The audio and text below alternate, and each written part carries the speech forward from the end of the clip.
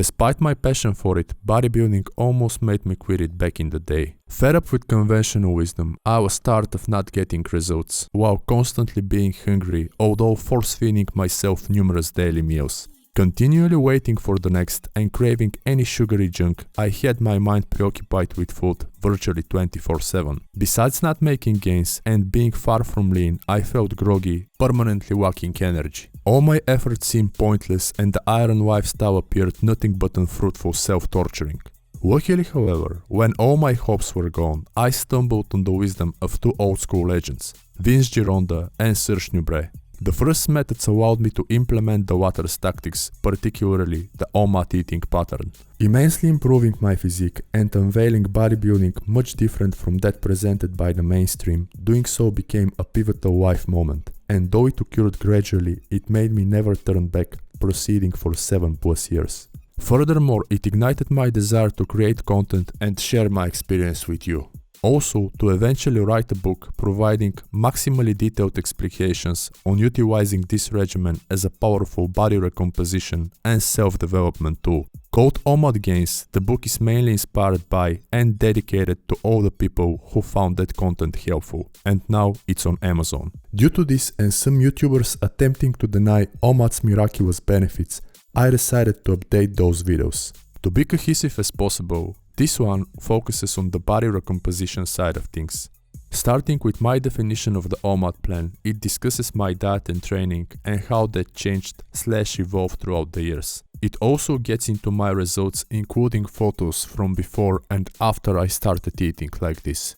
Before jumping into all that, however, I'll make this disclaimer first. The purpose of this video really isn't to argue with nor offend anyone. Its aim is to diligently communicate my experience and conclusions based on plenty of research, common sense, and living like this for 7+ years. With this said, like the video if you enjoyed, check whether you'll be interested in what my book offers, subscribe to this channel if wanting more content like this, and perhaps to my other channel if into alternative forms of spirituality, and let's begin.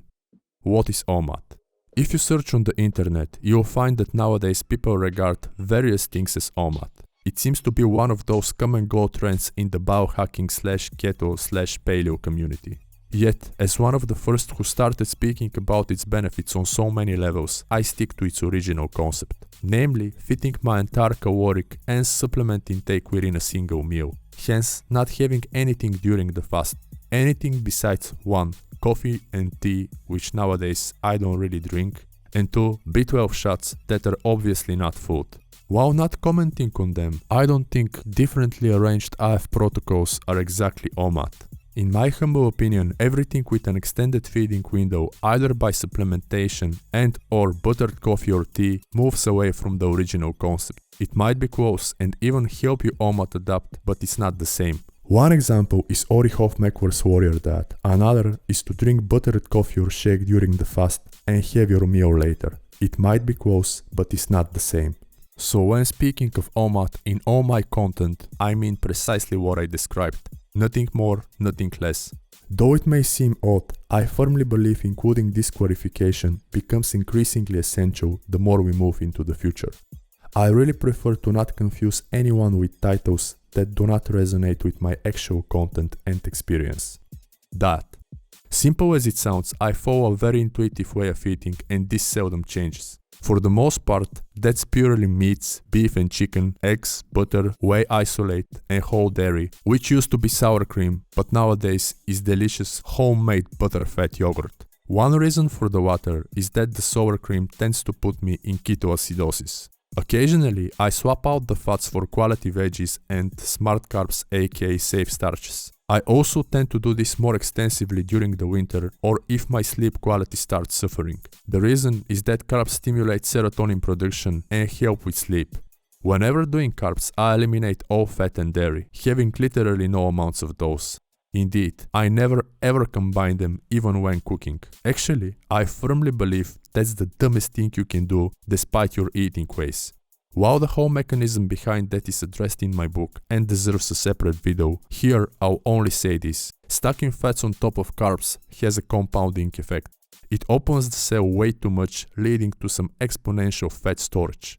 To get a clear idea, merely think of obese people's traditional diet, i.e. all junk products, etc. Besides being loaded with toxins, virtually all of them pack hefty amounts of fats and carbs, triggering insulin to an obscene degree. Also consider why Vince Gironda, who was far ahead of his time, highly advocated taking out all your fats whenever refeeding with carbs. One reason is that they get stored along with the carbs, causing some inevitable fat gain. Also consider the quote-unquote standard bodybuilding diets and how they are high in carbs but very deficient in fat. Nowadays, some people adore promoting soaking up things like white rice in MCTs to quote-unquote slow down the carbs and or even reduce their amount. However, by trying it firsthand, I found this massively decreases my leanness. It also gives me a heavy feel and a rounder face, which I really hate. Surprisingly to those folks, I can sustain eating plenty of safe starches solely with no fat meats, veggies, and remain lean and vascular. On the other hand, casein and carbs bloat the crap out of me and most likely you, causing a puffier look with less definition, vascularity and hardness. This brings me to the first thing that changed. I began incorporating cruciferous veggies whenever doing carbs. Unlike the standard, their frozen version doesn't give me the numerous side effects addressed in other videos. Besides having plenty of fiber that suppresses appetite, promotes stable blood sugar, healthy gut and satiety, cruciferous veggies produce a mighty compound called sulforaphane, and this happens when chewing or cutting them. Sulforaphane boosts brain health, slows down aging, and has extremely potent anti-cancer properties. It is also regarded as having some nootropic faculties, and it's very high in broccoli sprouts, though the others contain it as well. The even better, however, is that freezing these veggies increases the amounts of sulforaphane they can produce. More about that can be found on Dr. Rhonda Patrick's website and YouTube. This brings me to one detail I have to note. Despite its fiber and sulforaphane content, kale is something I definitely stay away from. That being due to all the chemicals it's sprayed with. To learn more about that and other poisonous foods, I suggest checking EWG's food list. Even though I do not track anything, I always aim to keep my protein maximally high, and that deserves more attention. Protein intake. According to some studies, the body can only synthesize so much protein per meal. Depending on who you ask, that amount is between 20 and 40 grams. Therefore, it really doesn't matter whether eating that or 200. Everything above goes to waste. On the contrary, other research has shown that eating more protein always triggers a more positive nitrogen balance and higher protein synthesis. Thus, it leads to more muscle building and better recovery in pretty much any case. While you're free to believe whatever you want, my research and experience directly align with the second. So let us consider Serge Nubret, the legend from whom I learned about the OMAD plan. If into old school bodybuilding, you likely know that Nubret's OMAD contained up to 6 pounds of horse or other red meat. As it can be seen, the Black Panther clearly didn't have any issues putting those amounts to excellent use. Greatly emphasizing protein's importance for bodybuilders, Nubret had and somewhat advocated an intake many would arguably regard as extreme, 400 to 600 grams. Moreover, he was well known to often point out that only protein can build muscle and give energy. Obviously, gluconeogenesis is the first to come to mind. However, considering myself a student of his and based on testing various diets, I interpret this in my own way. Without an abundance of protein, no amount of ketones and or glucose will build muscle or save you from feeling like crap. And that is especially true when doing OMAD as a hard training athlete. Now, to those afraid of gluconeogenesis, I strongly suggest checking the opinion of the ketogenic researcher Dr. Benjamin Bickman and how he refers to it as a process just as essential as ketosis. Besides no recovery and muscle loss, I experienced numerous side effects whenever going low protein. Starting with unbearable soreness and fatigue, that included depression, cold hands, and in some cases panic attacks. I am also noting this regarding two more trends in the mentioned communities. 1. The quote-unquote protein fast or cutting out protein in favor of fat and fiber or other carbs, and 2. Decreasing it while using copious amounts of fast-acting MCTs, particularly in your coffee. Experimenting with both gave me all those side effects plus no gym performance. Surprisingly, however, none of that occurs whenever I do my 48-hour fasts. In fact, then I tend to have even more energy. Based on all this, I'd say that lowering protein is just as dumb as stacking fats and carbs, especially when you're a devoted gym rat. Meaning that whenever I eat, it is not entirely, but mainly about protein. A kind of such to be differently sourced and packed with proper amounts of amino acids, especially leucine, which is crucial for activating mTOR and starting muscle building and recovery. My favorite combination is beef, eggs and high-end isolate to mix with that butterfat yogurt I told you about. While I made virtually all my gains eating like this, I hardly made any when eating small frequent meals in the past. As covered in the older videos, my physique began changing drastically once I adopted the OMAD plan. Mostly common sense and intuition, my explication of this is the following. Due to being allowed to really drop insulin, activate glucagon and trigger processes like autophagy, my body utilizes the nutrients on a whole new level whenever they're ingested. Almost like really absorbing them to its best ability because of my high insulin sensitivity and training ways. Also well established is protein's high thermogenic effect and how that greatly minimizes possible fat accumulation. Once more consider the fat folks' foods. Think of dough goods, pastry, french fries and anything of that nature. Apart from being loaded with sugar and fat, those are also pretty much protein deficient. Also consider many of those people's bone health and that high protein could prevent sarcopenia. Another we can skip mentioning in the context of OMAD is that protein is extremely satiating. In fact, it's often considered more satiating than fat. According to numerous studies, the primary way protein makes us full and satiated is by triggering the release of peptide YY or pancreatic peptide YY, aka PYY. I believe two things are crucial if wanting to get in shape and or into fasting, particularly the OMAD plan. 1. Higher PYY levels are associated with less hunger, lower food consumption and healthy body weight. And 2. Not enough of it massively correlates with obesity, diabetes and unbearable hunger. While to conclude the first, researchers actually injected subjects with PYY, they also discovered that a higher protein intake produces identical results. And that is precisely how I reached my level of adaptation. I ate nothing but animal proteins and fats, triggering the production of the two satiety signals PYY and CCK, cholecystokinin.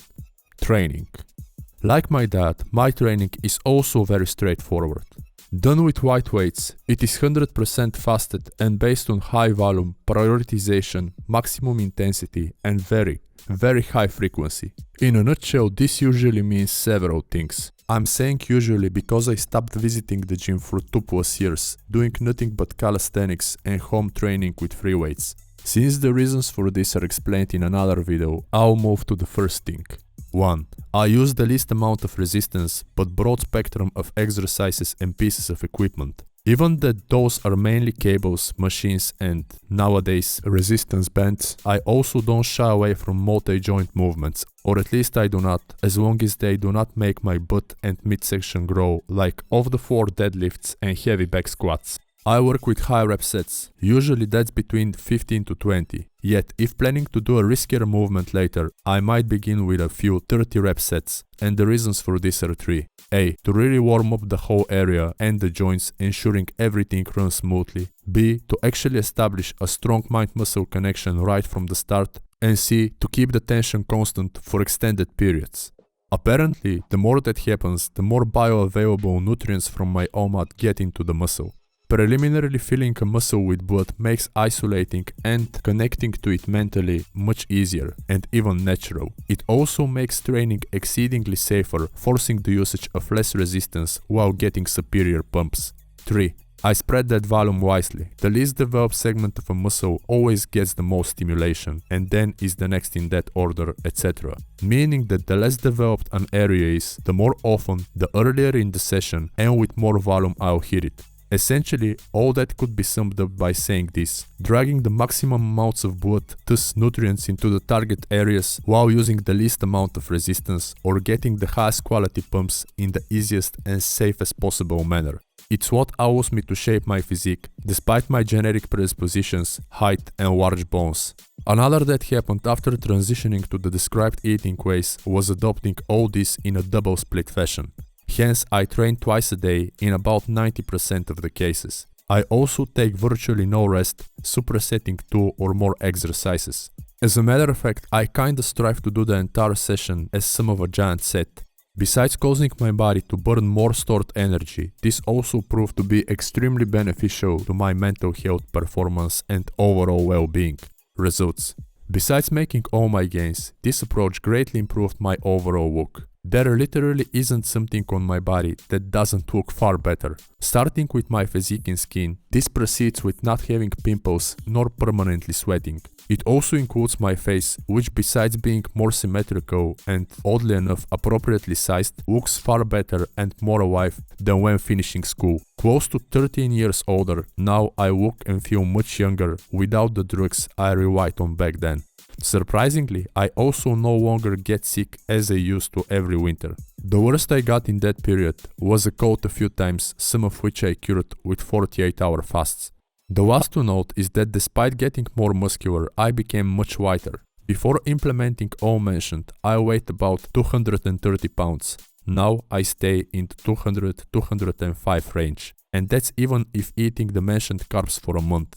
This baffled me for a while. I mean, according to studies, gurus, magazines, etc., adding weight is absolutely necessary when building muscle. Eventually, however, I found that Gironda never supported that statement. In fact, to my knowledge, he advised very different diets for muscle building and weight gaining. The second actually stacks carbs and fats. Later, because of Dr. Jason Funk, I also learned that the body has its mechanisms of maintaining its quote-unquote ideal weight, or at least it does, as long as one doesn't hijack them with permanently elevated insulin, i.e. frequent eating. Truth be told, before adopting all the described, I avoided getting in front of the camera in any shape or form. Now, if I want to get leaner, and by this I don't mean merely having abs, but veins on my inner thighs and perhaps back, I do a 2-day fast every 7 to 10 days and slightly arrange my training. I firmly believe that this is the easiest way to stay in shape year round and genuinely enjoy bodybuilding, life and food, especially if you combine OMAD with NoFap as I've been doing for the same period. All in all, the described version of OMAD improved my entire life on so many levels, and my health and physique are only two of them. Do I think it works for bodybuilding and improving health? Yes, I most definitely do. As long as you take your time to really customize it accordingly, building your own lifestyle. And that is precisely what 2/3 of my book are about. So, as mentioned earlier, give this video a like if you enjoyed it and subscribe to this channel if wanting more content like this. Also consider checking my book. Besides how to build your best physique naturally while getting your basic urges under control as fast as possible, the book has a section on spiritual development, science and drugs' place in our society, and some important life lessons I learned on my own journey. Thank you for your time.